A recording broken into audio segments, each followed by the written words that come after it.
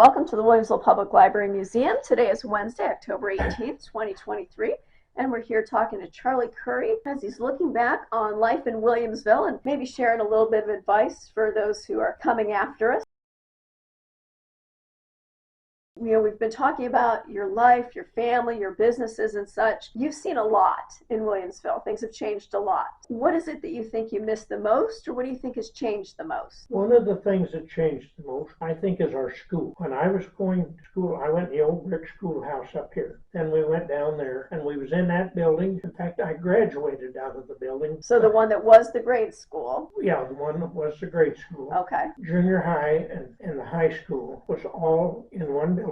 I don't know, I admired that place, and our gymnasium, which was built in 1933 and opened up in 34. I had relatives that graduated out of there, and in fact, my graduation was held in that old gymnasium, which they still preserved. Right. But since then, they've come along, and I really didn't favor at first the addition to the school. But Sherman was determined they were going to get that school. John Jerome was on the board down there, and they were pushing to get Sherman to school. So they ended up building two elementary schools. Right. One in Williamsville, one in Sherman, just alike. And then from there, a few years later, that's when they put on an addition on the back of what the old school was. Then they built the new school, which you graduated from. Okay, so your kids graduated from the newer school. I graduated from the old high school, and the other two graduated. Oh, that's right.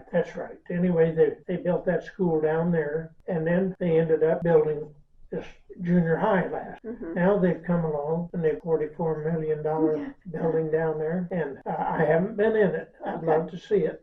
Okay. But I think that's been a great asset, and they'll be able to keep their school here forever. So do you remember roughly when they consolidated so that all of the elementary students in Sherman and Williamsville started going to Sherman, and all of the junior high and high school students started coming to Williamsville? Do you remember roughly when that was? Mike was in school because he went to Sherman. He had his choice between Williamsville and Sherman, and he picked Sherman. But the consolidation of the Williamsville and Sherman, that started back in the 30s, because I can't remember the lady's name, but I knew her, and she was one of the first ones at Sherman to come up here. Said they were scared to death to come up here to Williamsville. So when they started coming to high school here? Yeah, high school. Right, okay. And then they started there's part of the consolidation when the school over at Andrew burnt down, and they were hauling the kids up here to Williamsville to the old school. Okay. That would have been back in the 40s.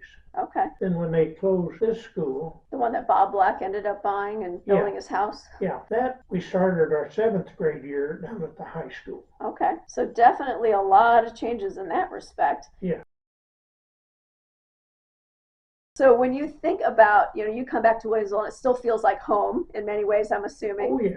So what do you want to preserve? We are the library and museum. We like to preserve history here. As part of the community, what do you want to see preserved and protected? Well, I don't know if there's anything that, other than a few of the old buildings uptown, preserve them. Okay, so protecting the downtown would be big on your list? Yeah, that would be big on the list. Since then, they built a park out there, which I think is great. I would like to see them put little nicer roads out east, a little wider and everything. I know there's not much space in there. Sure. Preserve some of that, because they've got a sewer system out that way and everything. So that's your former experience on the village board speaking now as you look at kind of the infrastructure of town and such. Oh yeah, I was always for any improvement that they made around here. So you think maybe the strong infrastructure has been part of the success of how Williamsville has developed? Yes, you got your truck stop out there, which there were some people fought it, and you got the Huddle House, which is a small restaurant. They built the other one out there. I understand now they would like to have a motel out there. They had a group the other day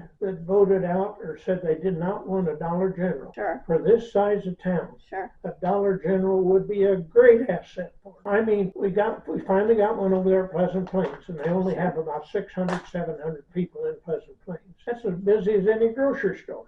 So it kind of takes you back to your days of running your grocery store. They've got everything in there, right, except fresh meat. Right. You can buy packaged meat in a cooler, but no produce. But there isn't anything you can't get in there, and at a reasonable price, and it's even better than Walmart. Kind of sounds a little bit like a throwback to your grocery store. Yeah. Mm-hmm.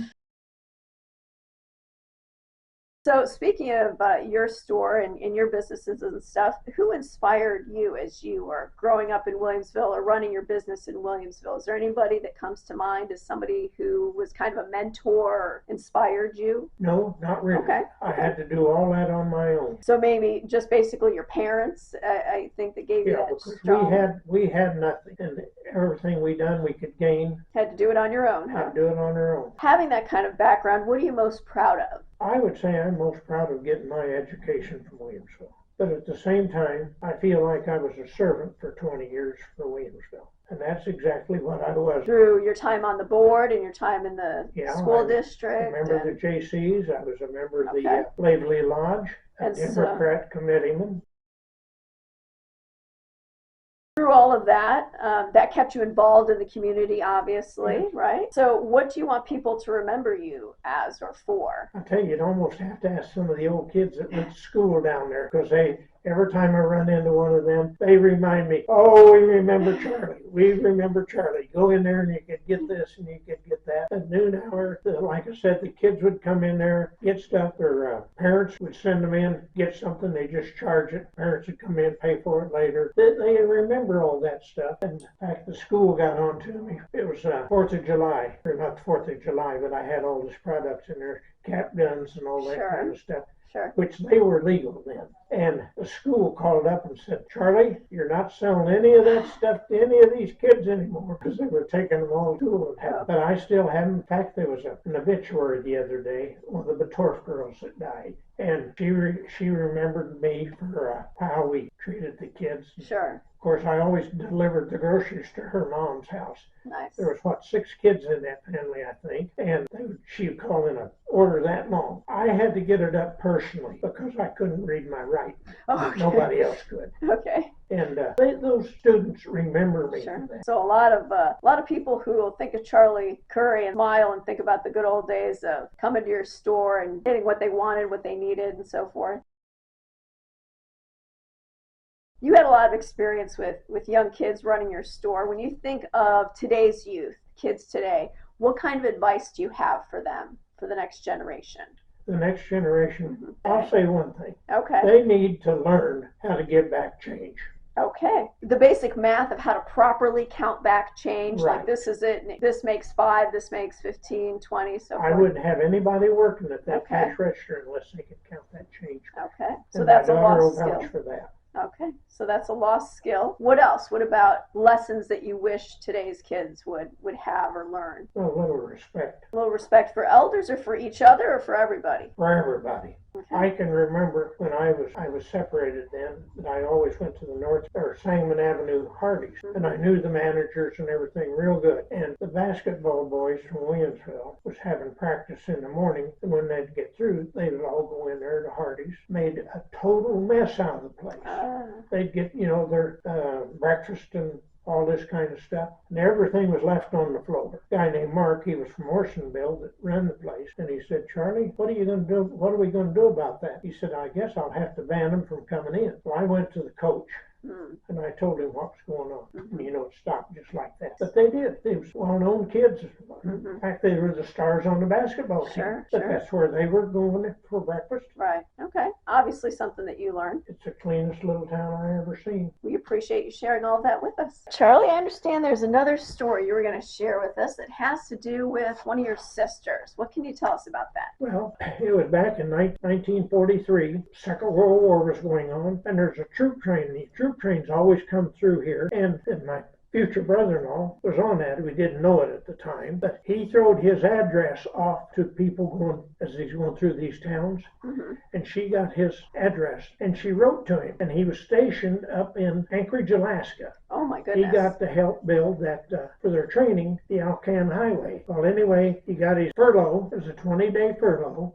And instead of going home, they were getting ready to send him over to Germany, because that's when the invasion of Germany or whatever it was. Well, anyway, he stopped at our house, and they got acquainted. And before that 20 days was over with, they got married. After he come home from the service, it was over in 45. He came home. They moved to Wisconsin. That's where he was from. Okay. And she raised her family up there, and had 4 boys, 2 of them still alive. And but at one time, all 4 of them was in Korea. Oh my. They were out here or out here, but they weren't in where the fighting was. But still, two of those boys alive, and there's two dead. So it all started with him tossing, like, basically his information, like a little postcard or something? Something that she could write to. Okay. They were courting for that 20 days and then got married, and then he went off to service. Yeah, he left and went back to service. Okay. In Janesville, Wisconsin, is where he went to. Okay.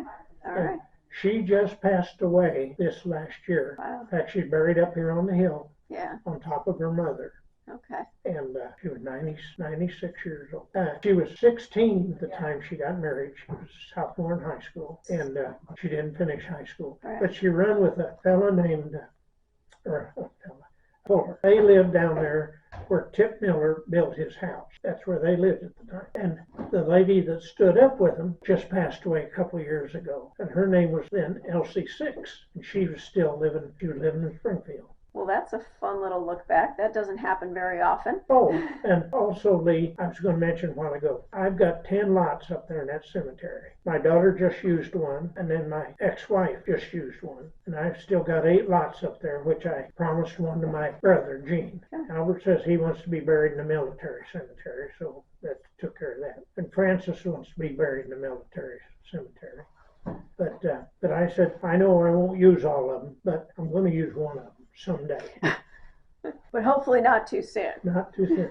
But they take good care of that cemetery up there. That's something to think about. The people of Williamsville that are around here, how well they take care of it. So that's something else in terms of protecting Williamsville history, is right. Respecting and protecting the cemetery. I go up there, I could spend all day going to that cemetery and noticing the ones like Larry Walsh, my cousin, and then and Jerry, they were twins. One got hit by a car while he was loading his snowmobile and killed, and Larry just died of cancer. And all the Crawford family, and the Crawfords and the Currys and them, my dad and mom. I got a younger brother that he was graduated the same year I did. He died with leukemia. He's there, so I just like to keep the family all together. What Brenda and all them do, I don't know. Her family now scattered to southern Illinois. Of course, actually, she's not going to get away from Mama.